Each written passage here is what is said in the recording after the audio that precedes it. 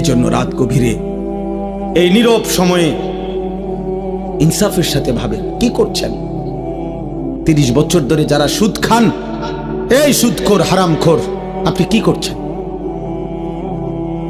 বছরের পর বছর যারা কিস্তি নেন, কিস্তিখোর হারামখোর, কি করছেন? মরতেন না? কবরে যাবেন না? তোমরা যারা এক ওয়াক্ত নামাজ পড়ো নাই বাবা, এই আব্বা, আজকের সারা দিন যারা এক ওয়াক্ত নামাজ পড়লা না, আবার রাত ভর যারা নারী ছবি উলঙ্গ দৃশ্য দেখো, তো প্রতিবার নর্তকী দেখলে, হারাম ছবি দেখলে বীর্যপাত হয়, শরীর নাফাক হয়।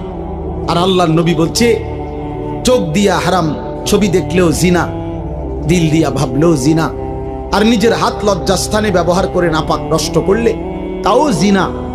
আর আল্লাহর নবী বলছে, এই জিনা